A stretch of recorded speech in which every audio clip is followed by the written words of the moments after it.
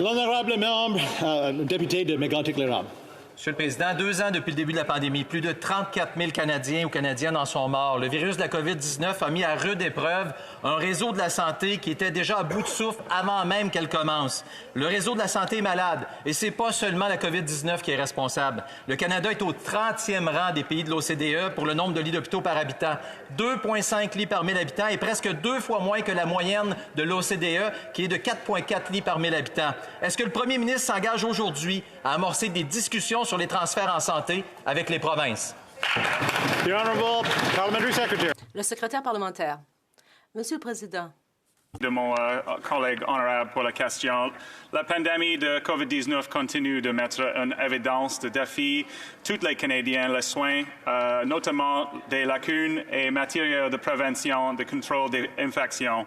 Nous avons été là pour soutenir les provinces et les territoires dès le début de la pandémie de COVID-19 et nous continuerons de travailler avec les provinces et les territoires pour lutter ensemble contre la COVID-19. Merci, Monsieur le Président.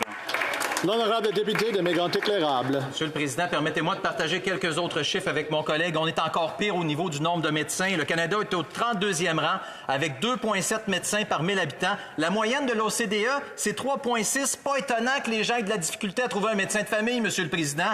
Les conservateurs ont promis d'augmenter d'au moins 6 par année les transferts en santé et d'amorcer dans les 100 premiers jours des discussions avec les premiers ministres pour trouver des solutions. Le Conseil de la Fédération se tient aujourd'hui.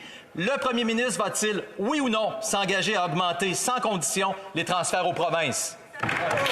L'honorable secrétaire parlementaire au ministre de la Santé. Monsieur le Président, merci encore pour la question et je veux remercier mon collègue pour l'occasion pour pratiquement français aujourd'hui, mais dans cette instance, I will answer in English.